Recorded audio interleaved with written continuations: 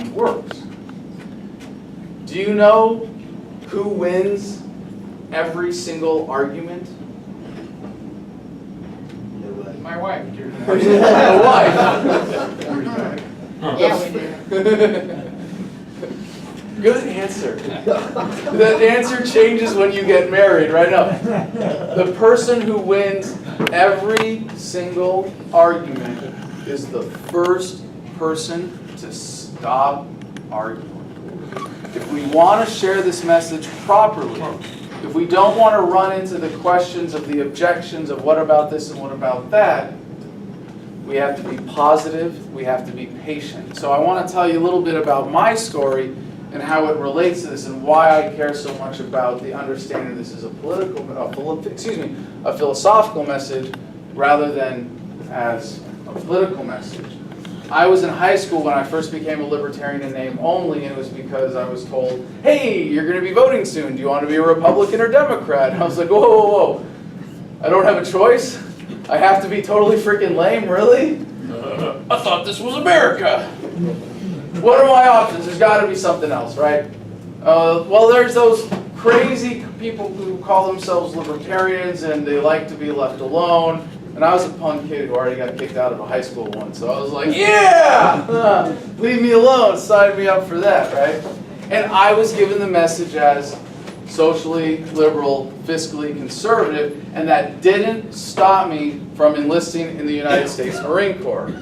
Yes, if you couldn't tell from the stupid look on my face, I like to learn the hard way.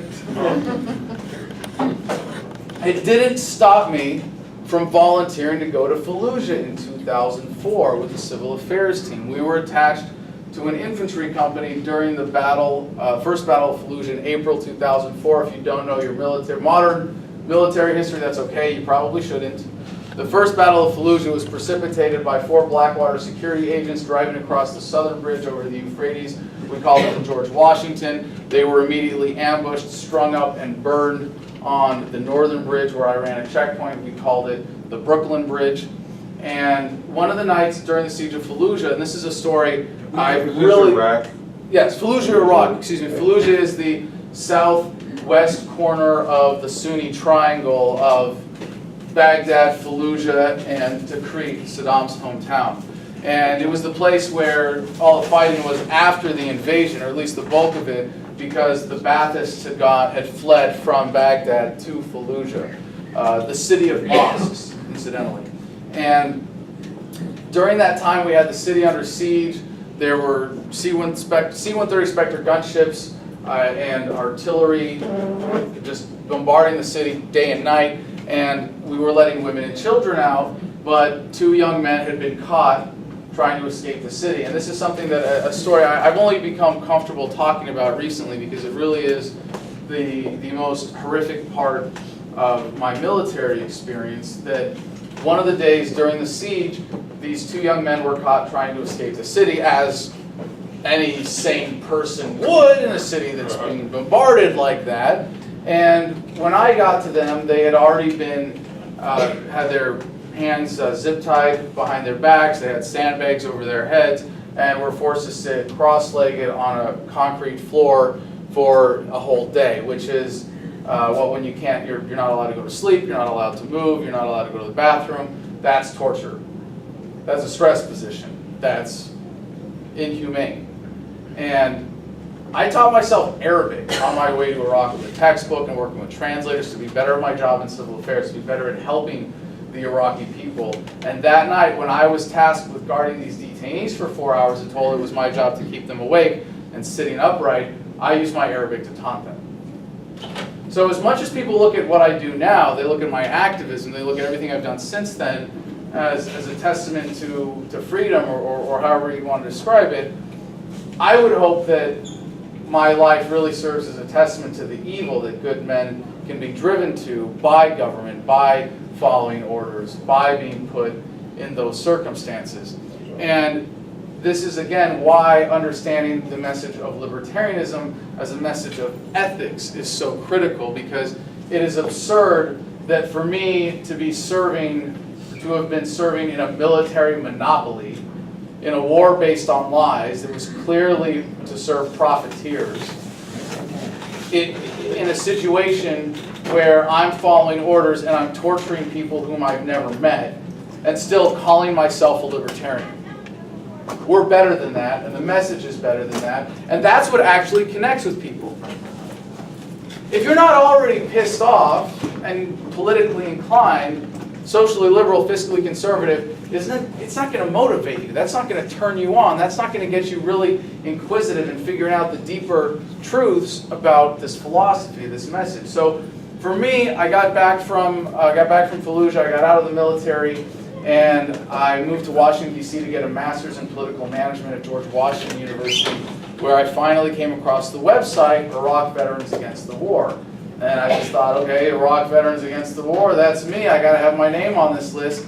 Next thing you know, I fall into full-time activism. And this is kind of important, excuse me, for my background in civil disobedience, because a lot of the guys who were involved with Iraq Veterans Against the War were doing civil disobedience protests, at least going out and getting arrested, blocking intersections or entrances to bases, or just protesting places in D.C. without a permit where you're not supposed to.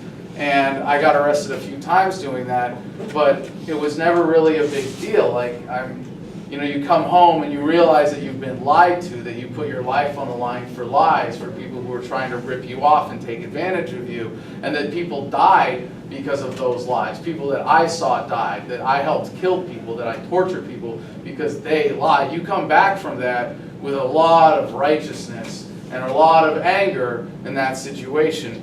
And for me, when they said, oh, well, you might get arrested and go to jail for a night or two, like, really? I just did 7 months in Fallujah. Don't threaten me with a good time. And I was surrounded by other veterans who really were genuine and risking their lives in anti-war activism the same way that we all had in the military. And I knew that they were well-intentioned, and yet we had these political conversations and debates that always came down to disagreements that ended up in matters of opinion. And I really wasn't satisfied with that. I thought there has to be real answers to these questions. It can't just be, if we all really want the best for humanity, there has to be a decisive answer to these political policy questions. And I was thinking like, okay, I'm a libertarian. I know I'm right about everything. I just have to prove it. And that was the start of really accelerating my intellectual inquiry. I saw Freedom to Fascism, America Freedom to Fascism, Aaron Russo's documentary. You see some heads nodding. That was a pretty critical part of a lot of people's awakenings. Zeitgeist was a big one for me too. I know, yeah, heads nodding for Zeitgeist. Thank you. And then I decided to move home to New Mexico in 2009 to run for Congress in 2010 as a Republican. Okay, sometimes the room gets quiet, but that's when you're supposed to boo. All right, thank you. Yes, I was a Republican, but I'm better now. Thank you. It's been a long road to recovery, but your support has been much appreciated. I couldn't shut up when the race was over, so I ended up with a radio show in Albuquerque, AM 1550 KIVA, more positive talk radio, and that was the birth of Adam versus the Man. After 6 months, the show was about to get canceled because I wasn't selling ads, because I was making more money growing marijuana semi-legally. By the way, like really, one of the coolest experiences of my life was having a police officer knock on my door. I know it sounds like the start of a horror story, right? No, having a police officer knock on my door, and for me to answer the door, and he says, "Excuse me, sir, we've had some complaints from your neighbors of the smell of marijuana in there." And I get to close the door on him. I get to say, "Excuse me for just a minute, sir." Close the door on him, go get my card, and be like,